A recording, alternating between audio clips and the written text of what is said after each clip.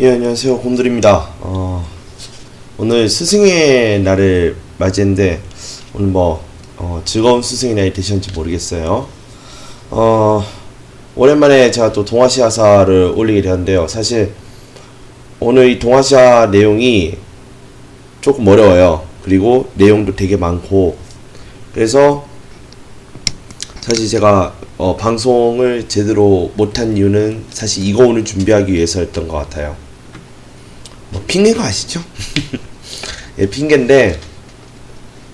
핑계지만 이제 여러분들께서 오늘 이거를 들어보시면 이유는 알만 하실 거예요. 예, 되게 이 동아시아사를 공부하는 데 있어서 가장 큰 흐름이 되는 종교가 하나 있어요. 바로 불교에 대한 내용인데요. 오늘은 이 불교의 첫 번째 시간에 대해서 알아보도록 하겠습니다. 자, 먼저 불교의 탄생에 대한 내용입니다. 우리가 인도의 상황부터 먼저 좀 봐야 되는데요. BC 6세기, 즉 기원전 6세기경이니까 한 500 몇 년 때쯤 되겠죠. 그죠? 이때 브라만교와 카스트 제도의 그냥 브라만교와 카스트 제도 하에 이제 인도가 있었는데, 이 브라만교 같은 경우에는 어떤 문제점을 가지고 있었냐면 형식에 치우쳐져 있어요. 그래서 형식주의적인 면이 있었고, 그 다음에 이 브라만교에서 집례를 담당한, 즉 이제 기독교로 따지면 예배라고 드리는 그런 제사, 이런 제사를 주관하는 제사장 계급이 뭐냐면 브라만이에요. 그래서 브라만 계급이 이 제사장이 가지고 있는 그 종교적 권력을 이용해서, 그러니까 그 종교적인 특권을 이용해서 세속적으로도 이제 특권을 같이 갖게 돼요. 즉 계급에 대한 특권을 강조하는 문제가 벌어져요. 그래서 이러한 것이 제대로 드러나 있는 것이 뭐냐면 카스트 제도라고, 제가 조금 이따가 이제 해놓을 텐데, 하나 둘 셋. 일단 우리가 기본적으로 카스트 제도는 하나 둘 셋 넷 4개의 계층으로 이루어진 걸로 알고 있어요. 여긴 맨 위에는 이 제사장이 브라만, 그 다음에 귀족, 오히려 귀족과 왕족은 두 번째 계급에 해당해요. 크샤트리아, 그 다음에 바이샤, 그 다음에 수드라, 이렇게 4가지의 신분으로 구성되어 있는 것을 우리는 카스트 제도라고 이야기를 합니다. 그래서 이 브라만교와 카스트 제도 하에 있는 인도에서 기원전 6세기경에 새로운 종교들이 등장합니다. 왜 그러냐면 이런 브라만교의 형식주의를 비판하고 카스트 제도 하에서 고통받고 있는 백성들을 보는 것이죠. 그래서 그러한 종교들의 대표적인 것이 뭐냐면 자이나교와 불교가 등장하는데, 우리는 자이나교보다는 불교를 가장 중요하게 보도록 하겠습니다. 자, 그래서 우리가 지금 보고 계시는 것이 뭐냐면 바로 카스트 제도에 대한 내용입니다. 카스트 제도는 이 인도가 지금까지, 그러니까 지금은 이제 없어졌긴 하지만, 이 카스트 제도가 굉장히 오랫동안 존치가 된 악법이라면 악법이고, 그 다음에 신분제라면 신분제, 아마 신분제라고 보시는 게 오히려 더 낫지 싶어요. 자, 그래서 이 사제의, 즉 소위 말해서 제사장이라고 하죠. 제사장 역할에 브라만 계급부터 맨 밑에 있는 이 수드라까지, 이러한 계급이 구분되어 있는 것을 카스트 제도라고 얘기합니다. 자, 먼저 브라만이라는 계급은 제사장 계급으로서 제사의식을 거행하는데요. 형식주의이고, 그 다음에 교리가 매우 복잡한 브라만교 특성상 이러한 제사의식을 거행하는 사람의 권력이 오히려 왕족이나 무사나 귀족들보다도 더 강력했다라는 것이죠. 그래서 1계급에는 사제가 들어갑니다. 두 번째로 이 나라를 통치하는 이제 주요한 그런 이제 지배층이라고 봐야 되죠. 왕족과 무사들을 우리는 크샤트리아라고 이야기를 합니다.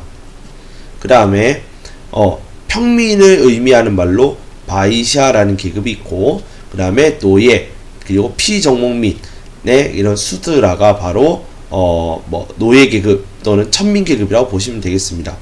자, 여기에는 아리아인이고 여기는 선주민이라고 되어 있는데, 원래 인도에는 원래 살고 있었던 사람들을 선주민이라고 하자면, 이 선주민이 살고 있는 이 인도에 누가 쳐들어오느냐면 아리아인이 쳐들어와요.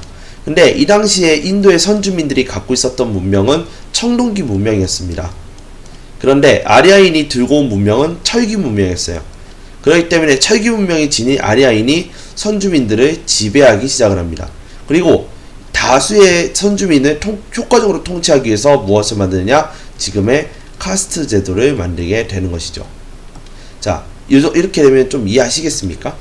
자, 그러면 이것을 지금 영어로 되어 있지만 사실 제가 이렇게 들고 온 이유가 있어요. 브라만, 크시트리아, 바이샤, 수드라, 그 다음에 untouchable 이라고 되어 있잖아요.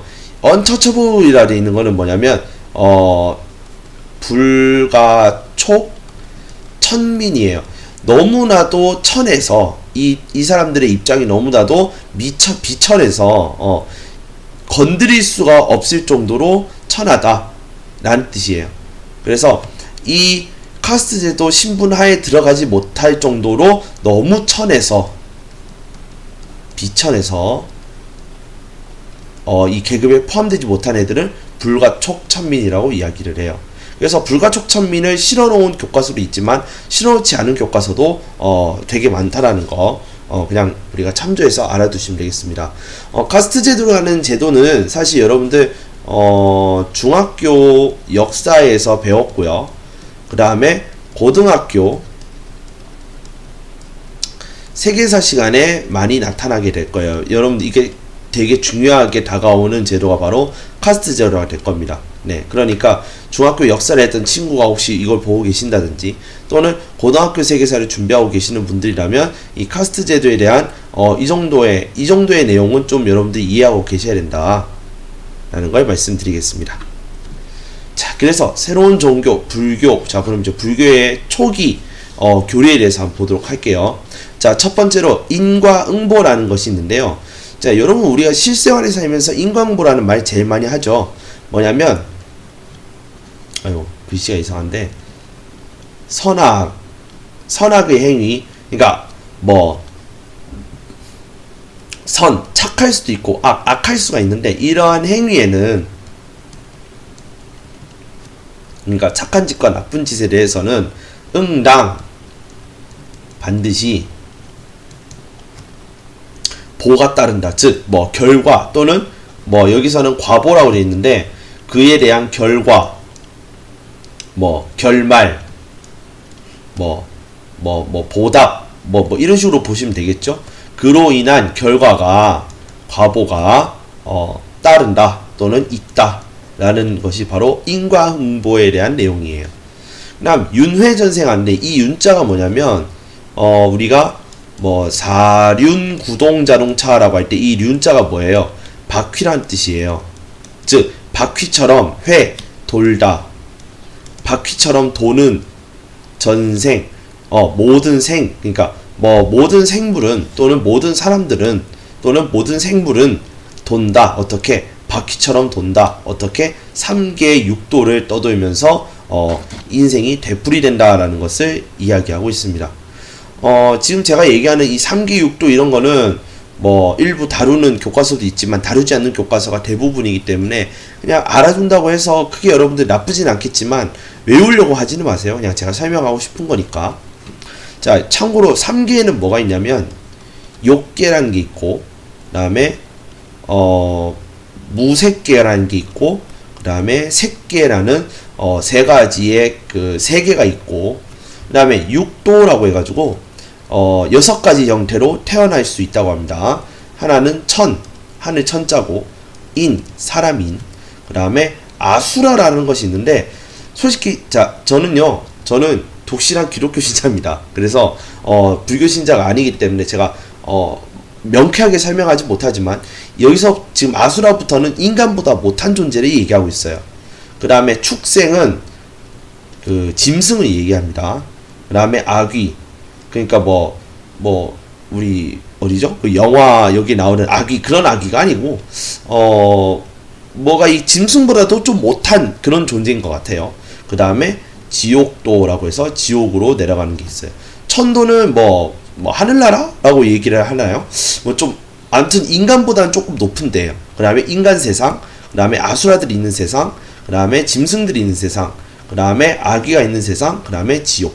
이렇게 6가지의 뭐 방식으로 6가지 것으로 태어난다고 합니다. 사람이 돌면서. 이게 윤회라는 개념이고요.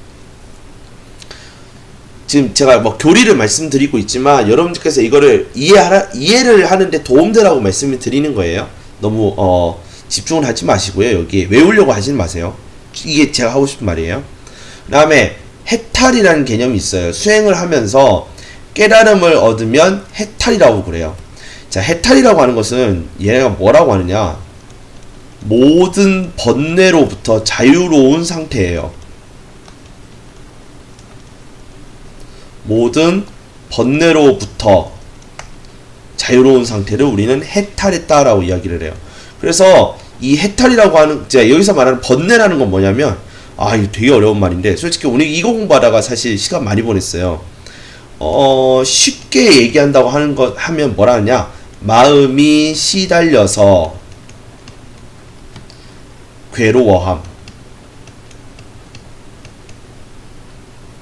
또는 그러한 괴로움이에요. 마음이 시달려서 오는 그러한 괴로움을 번뇌라고 해요. 그래서 그러한 괴로움에서 자유로운 상태, 즉 모든 번뇌를 이제 깨라는 거죠. 하면서, 네? 그러면서 좀 속박, 즉 이런 번뇌로부터 자유롭게 되어서 이제 자유자재의 상태를 해탈했다라고 우리가 이야기를 한다고 해요. 네. 그래서 이렇게 3가지의 교리가 있습니다. 자, 이러한 초기 불교는 승가라고 하는 교단이 성립을 하면서 계율준수, 명상, 그 다음에 교리연구 이런 것들에 이제 전념을 하게 되는데, 먼저 이 승가들은 어떤 사람들이 들어가게 되냐면, 먼저 출가자 중심이에요. 출가라고 하는 거는 뭐냐면 수행을 위해서 자기가 머무는 곳을 벗어나는 거예요. 그래서 보통 우리가 출가한다라고 하면은 뭐 승려가 되기 위해 뭐 절로 간다든지, 확실한 건 속세, 즉 지금 우리가 살고 있는 이 사회로부터 벗어나는 거예요. 그래서 속세를 떠난 사람들이 되겠죠. 그죠? 그래서 출가자 중심에 이런 사람들은 석가모니, 그러니까 부처죠. 예. 석가모니의 가르침을 실천하고자 하는 사람들이 바로 이 승가라는 교단을 들어가 있는 사람들이에요. 그래서 이런 사람들이 모여서 교단을 성립했으니 그걸 승가라고 하는 거예요. 그래서 뭐 이 석가모니의 가르침이 이런 거겠죠. 계율을 준수하고 명상을 하고 그 다음에 교리 연구들을 하라, 뭐 이렇게 했겠죠. 자, 그러고 나서 이러한 이 승가가 이런 이제 이 승가들이 교리를 연구하다가 교리 연구에 대한, 또는 연구를 지우고 교리에 대한 견해가 벌어지면서 상좌부, 그 다음에 대중부라는 이 파로 분파가 돼요. 예, 이 승가에서 상자부와 대중부로 분파가 되더라. 왜 그러냐? 어떤 거는 뭐 계율을 준수하라 뭐 이런 거 하면서 어떤 거는 명상만 좀 중요하게 생각하는, 그러니까 서로 중요하게 생각하는 가치 있는 것에 대한 좀 그런 차이가 되겠죠. 그래서 교리에 대한 견해 차이, 예, 이런 상자부 불교, 대중부 불교 이렇게 나뉘게 되더라는 거죠. 지금 여러분들이 보고 계시는 게 이게 석가모니예요. 석가모니라고 하고, 인도 이름이 뭐냐면 고타마 시타르타. 이 사람은 왕자예요. 왕자였는데 자기가 살고 있던, 그러니까 자기가 여기서 버티고 있었으면 이제 왕이 되고 자식들을 낳고 이랬겠죠. 이제 번창했겠죠. 이제 나라에서 지배자가 돼서. 근데 이 왕자였던 이 사람이 그 백성들이 되게 이제 힘들게 살고 있고 막 괴로워하는 모습을 보고 수행을 하러 가출을 해요. 소위 말해서 가출을 하는데, 이 사람이 이렇게 얘기하면 좀 불교 신자들한테 욕을 좀 먹겠죠. 그냥 할게요. 부인도 내버려두고 그다음에 자식들도 내버려둬요. 네. 부인과 자식들을 내버려두고 나가요, 혼자. 그래서 난 이거 좀 아닌 것 같아 하면서 나가서 이제 수련을 하는 거죠. 그러다가 이 석가모니가 이제 수행을 하다가 여러 가지 이제 생각을 하는 거예요. 우주는 어떻게 만들어졌고, 무엇이 뭐고, 사람은 왜 살고, 그래 살고 하면서 수행을 하다가, 해탈을 하고, 이제 뭔가 이제 깨달음을 얻은 거죠.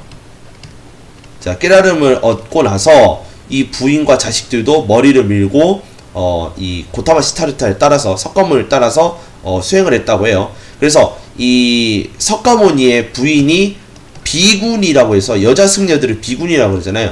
비구니의 원조 비구니가 바로 석가모니의 부인이다. 이렇게 보시면 되고, 이 자식도 이제 머리 빡빡 밀고 이 석가모니를 따라서 이제 수행을 하게 되는 거죠. 이렇게 해서 수행 해탈을 해서 이제 깨달음을 얻고, 그러면서 이제 제자들한테 이제 이것저것 가르치기 시작을 해요. 그러다가 무슨 상한 음식을 먹고, 소위 말하면 사람으로서 죽었지만 이거를 이들은 뭐라고 하느냐, 열반에 들었다라고 이야기를 하더라고요. 네. 그래서 열반에 들었다, 즉 인간의 몸으로서는 죽은 거예요. 이렇게 석가모니가 사망을 하게 되는 것이죠. 대략 이 정도의 생애는 제가 이렇게 말씀을 드렸으니까 이것도 참조하세요. 자, 이제 대승불교에 대한 내용을 좀 보도록 하겠습니다. 자, 대승불교인데요. 기원전 1세기 제가자 중심이야. 방금 앞에서 나왔던 건 출가자였거든요. 출가자. 즉, 수행을 위해서 자기가 살고 있던 속세를 떠나온 사람에 대비해서 이 사람들은 제가자라고 해서, 오히려 이 속세에서 남아있는 사람들이 되는 것이죠. 네. 이런 사람들은 이타행, 즉, 남을 위한 행동을 강조하고 석가모니, 즉 고타마 시타르타를 신으로서 받아들이게 됩니다.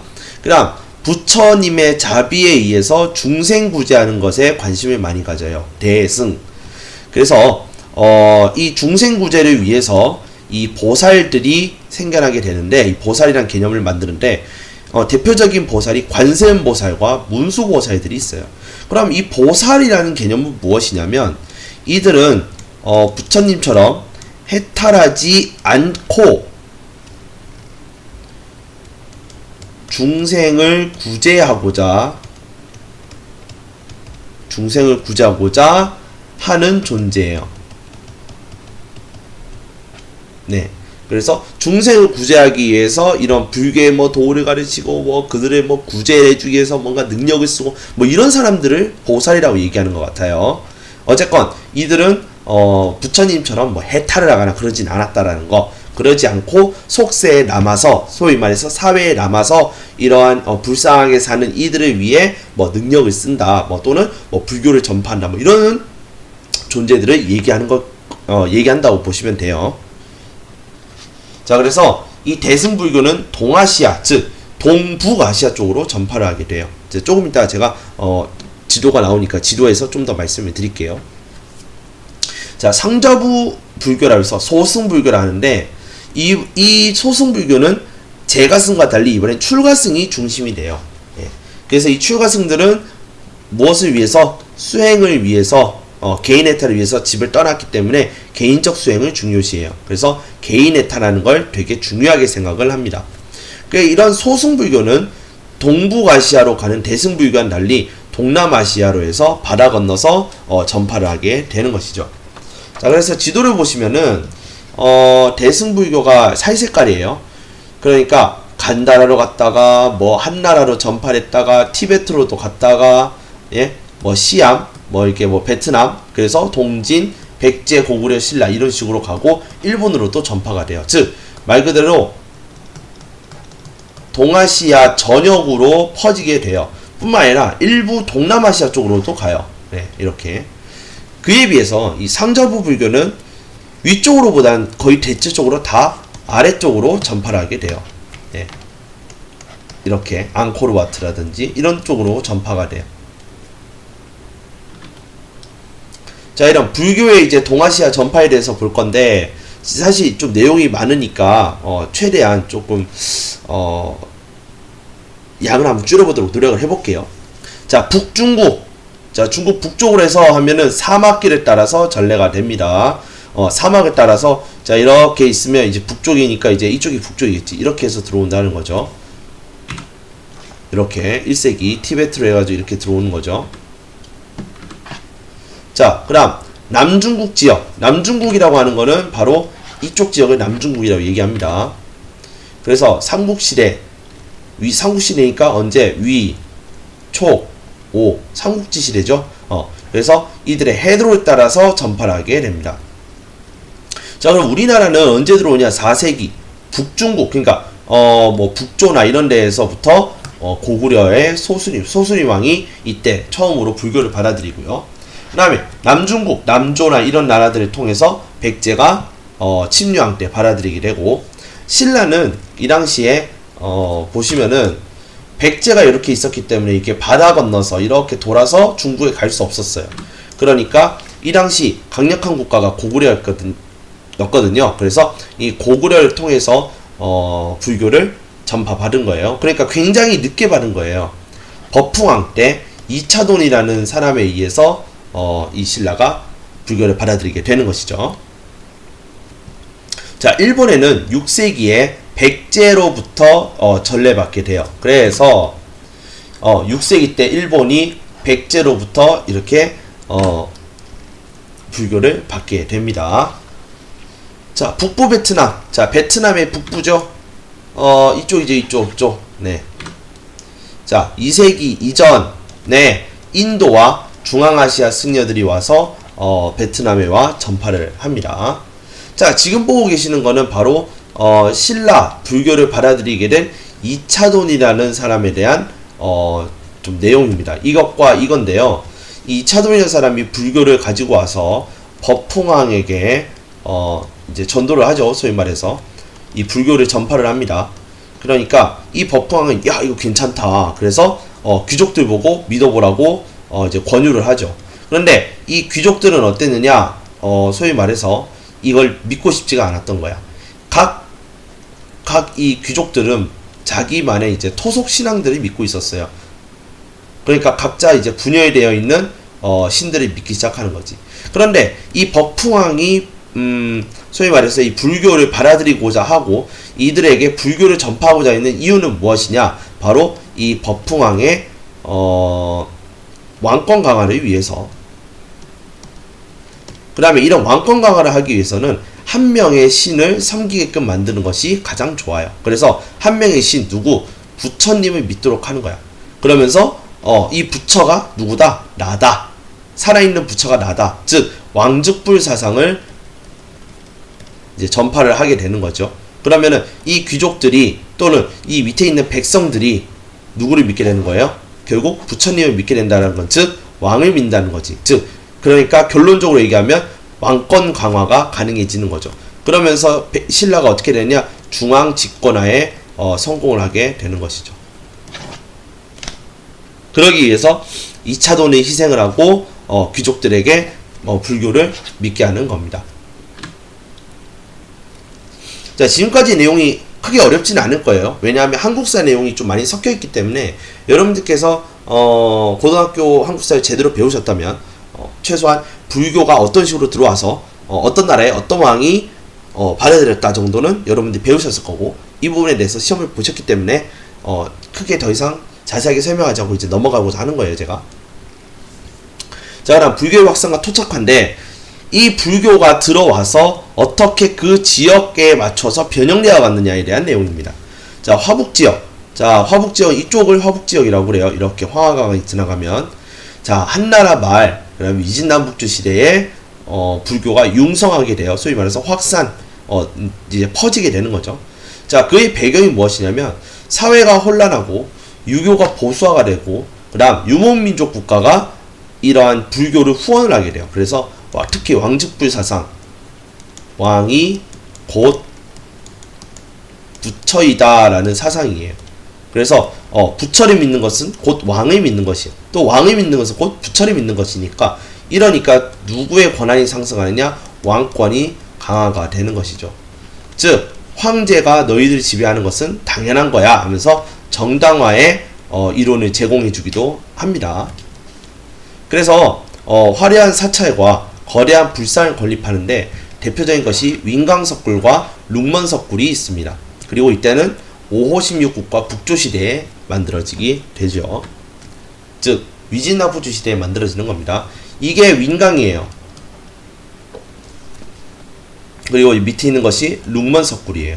네, 굉장히 크고 어마어마하죠. 이렇게 할 수 있도록 지원을 아끼지 않은 거예요. 누가? 왕실에서. 또는 황제 국가면 뭐? 황실에서 이렇게 되는 거예요. 즉 국가적인 지원이 있었다라는 거예요. 또는 국가가 자 국가적인 지원에서 황실뿐만 아니라 또 누구도 지원할 수 있느냐? 귀족들도 지원할 수 있는 거죠. 예. 어쨌건 귀족과 황실에게 이로운 그런 사상을 전파했기 때문에 이런 국가적 지원이 있을 수 있는 거죠. 자, 그다음 남중국 지역, 즉 강남 지역에서는 언제 받아들이느냐? 역시 삼국시대인데 우리가 여러분들 삼국시대 제대로 공부하셨으면 알겠지만 이쪽에 있는 나라가 위에 있다 해서 위나라겠지. 농담이에요. 자, 위나라 조조의 나라, 즉 조씨의 나라인 위나라, 그 다음에 유씨의 나라인 총나라, 그 다음에 손씨의 나라인 오나라가 있는데 이 강남 지역이 여기에 해당되는 내용이야. 그래서 삼국시대에 강승회라는 사람이 누구를 꼬시느냐면 소위 말하면 이 오나라의 왕이었던 손권을 꼬셔요. 오나라의 뭐 황제까지 되니까 그냥 황제라 쓸게요. 오나라 황제인 손권을 소위 말하면 믿도록 만들어요. 그래서 손권이 뭐가 되느냐? 불교 신자가 돼요. 자, 불교 신자가 되니까 이 오나라 차원에서 후원을 하겠죠. 예, 대대적인 후원을 하면서 전파를 합니다. 그래서 사찰도 만들고 그 다음에 불경도 한자로 번역하고요.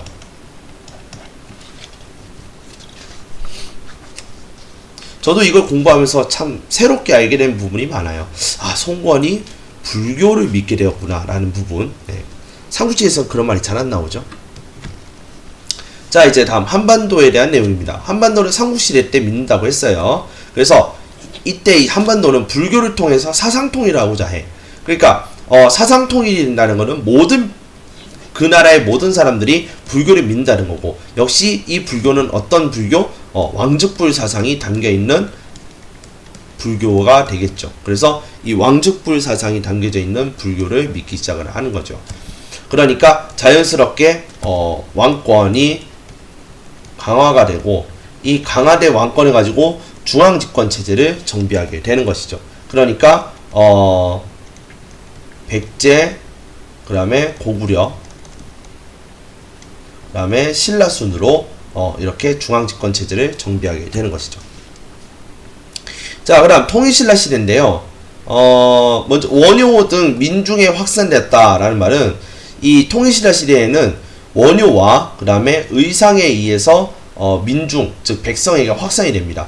이전의 신라 시대에는 귀족 중심으로 퍼져나갔어요. 귀족과 왕족 중심으로 전파가 되었는데, 이들이 향유하고 있었던 불교가 어디까지 내려가느냐? 백성에게 전파가 돼요. 그래서 이 백성 전파를 하는데 가장 큰 역할을 한 사람은 사실 원효대사라고 보시면 되겠습니다.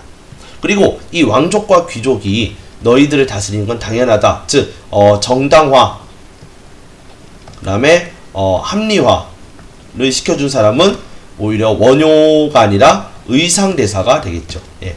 자, 이렇게 보시면 되겠습니다. 자, 이 사람이 원효대사예요. 원효대사가 이야기를 했던 불교 사상 간단히 3가지 정도만 제가 정리를 해드릴게요. 이거는 한국사 영역으로 포함되니까.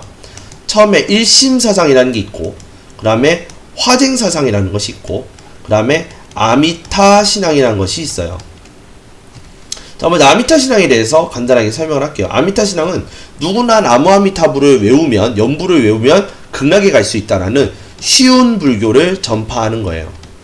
이 쉬운 불교를 통해서 자, 불교가 쉽게 다가온다라는 거는 백성이 쉽게 믿게 할 수 있는 거죠. 즉 백성 전파를 뭐 하기 위해서? 쉽게 하기 위해 이 사람이 주장한 불교가 아미타 신앙입니다. 예.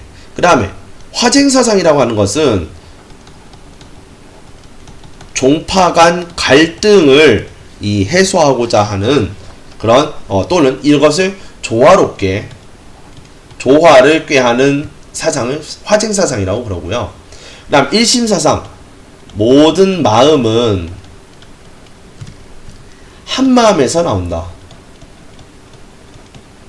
한마음에서 나온다. 이것이 일심사상이에요. 그래서 요 세 가지의 사상이 바로 원효의 사상이고요. 그 다음에 제가 지금 의상대사를 지금 제가 안 해놔서 그런데 의상에 대해서 한 가지만 또 설명을 하자면, 의상대사가 주장한 것은 이 사람은 당나라에 갔다 왔어요. 그래서 당에서 화엄 사상을 배워와요. 그리고 이걸 그대로 신라에 갖고 와서 신라에 이식을 해요. 그게 신라 화엄종을 개창 만들어요. 신라 화엄종을 열어서 이 신라 화엄종을 믿도록 해요. 이 신라 화엄종이 무슨 내용인지는 솔직히 말해서 잘 몰라요. 그런데 이 화엄종을 통해서, 신라 화엄종을 통해서 하고자 했던 건 뭐냐면 왕권 또는 왕정 이렇게 하는 게 좋을 것 같아요. 예, 정치에 대해서 왕이 이 나라를 다스리는 것, 이런 거에 대한 정당화를 주장을 해요. 정당화하는데 이론적으로 설명을 하는 것이 바로 신라 화엄종의 기능이었다라고 보시면 되겠습니다. 왜 그러냐면 이 의상대상 자체가 왕자 출신이거든요. 예, 왕자 출신이니까 아무래도 이 왕실에 대해서 정당성을 부여하는 그러한 사상을 심지 않았을까라고 볼 수가 있는 것이죠. 자, 그 다음에 일부 책에서 나오는 거긴 한데 고려도 같이 볼게요. 고려는 대놓고 불교를 확산시키는데 어떻게 확산시키느냐? 태조 왕건은 연등회와 팔관회라는 행사를 매년마다 하라라고 이야기를 했어요. 이걸 어디에서 얘기했느냐면 훈요 10조에서 이걸 설명을 합니다. 그 다음에 광종이라는 왕은 광종 때 무엇을 드리느냐? 바로 과거제를 드려요. 이 과거제에서 어떤 과를 만드냐면 승과라는 걸 만들어요. 승려들이 보는 시험인데 이 승과를 통해서 나라의 스승, 국사 또는 왕의 스승, 왕사를 시험을 통해서 뽑더라는 거죠. 미안합니다. 결국 이 두 왕의 사례를 보면 알 수 있듯이 국가 차원에서 불교를 적극적으로 지원했다는 것을 알 수가 있습니다. 그리고 이에 불교가 크게 발전하게 되는 것이죠. 그러다가 시간이 지나면서 교종을 중심으로 종파 통합을 하고자 한 의천대사가 나타나고요. 그 다음 시대에, 그 다음 해는 아니고요. 얼마 있다가 좀 몇 년 지나고 나서 이 무신 정권 시기에는 선종을 통해서 교종을 통합하고자 하는 운동이 벌어집니다. 즉 진울이라는 사람이 등장해요. 그래서 교종으로 선종을 통합하려 했던 의천에 대한 내용을 간단하게 살펴보자면, 의천대사는 해동 천태종이라는 것을 만들어서 교관겸수라는 것을 주장을 해요. 즉 여기서 말하는 것은 뭐냐면 교종을 통해서 이런 수행, 즉 이 선종을 통합하자라는 그냥 그런 뜻인 것 같아. 어찌 보면 하나의 방법론 같은 내용이라고 그냥 이해를 하고 넘어가 줍시다. 한국사에선 이 정도의 문제가 나오면 좀 어려운 편이라고 보시면 될 것 같아요. 그 다음 진울이 얘기하는 것은 뭐냐면 선종을 통해서 교종을 통합하고자 하는 거예요. 그래서 진울은 수선사 결사라는 것을 만들어서 활동을 해요. 그리고 이러한 진울이 또는 이런 진울이나 요새 같은 사람들은 두 가지의 방법을 통해서 선종으로 교종을 통합하고자 해요. 그 두 가지 방법이 무엇이냐? 정해쌍수, 그 다음에 도노점수라는 것이 있대요. 솔직히 예전에는 이게 무슨 뜻인지 다 외웠는데 이거를 여러분들이 지금 외워야 할 이유는 결단코 얘기하지만 어디에도 없어요. 여러분들께서 진짜 불교 신자시고 불교에 관심이 많으시라면 따로 공부하시기를 추천드리겠습니다. 자, 이 정도만 하고 넘어갈게요. 자, 그럼 일본과 베트남과 그다음 티베트에 대한 내용 보도록 하겠습니다. 자, 일본 열도, 일본에는 백제로부터 받아들인 다음에 왕실이 적극적으로 이 불교를 보호하고 퍼뜨립니다. 그래서 이 도다이사라는 절을 짓기도 하고요. 그 다음에 자, 다음에 말씀드리겠지만 미리 얘기를 할게요. 신불스팝이라는 거를 해요. 신불스팝이라는 무엇이냐? 그 일본 전통 종교가 뭐냐면 신토라는 종교가 있어요. 그리고 이 신토와 이 당시 들어왔던 불교가 융합한다라는 것을 의미하는 말인데요. 자, 신토에는 여러 신들이 있어요. 그래서 그냥 제가 신토의 신이라고 할게요. 신토의 여러 뭐 다신들과 그 다음에 불교의 부처님을 합쳐서 이들이 믿기 시작을 하는 거죠. 그러니까 무슨 말이냐? 신사는 신토 거예요. 신토의 그런 이제 종교 뭐 성지라고 해야 되나 뭐 예배당 같은 데라고 보시면 돼요. 아무튼 이 신사 안에 절이 세워져요. 즉 그 말은 뭐냐면 이 신사, 자, 이렇게 해서 만들어 놓은 거 있잖아요. 이 안에 뭐가 있느냐? 이렇게 절이 있는 거야. 이해되셨죠? 이게 바로 신불스팝의 사례가 되겠습니다. 자, 베트남은 각 왕조, 뭐 리왕조든 무슨 왕조들 간에 이런 왕조들의 적극적인 보호를 받아서 이 승려가 정치적인 영향력까지 행사하는 그렇게 그런 이제 장려 정책을 펼쳤다라고 보시면 되겠고요. 자, 마지막으로 티베트에서는 밀교라는 것을 행했는데 이 밀교가 무엇이냐면 한 7세기 정도에 만들어졌어요. 그래서 대승불교 중에 하나인데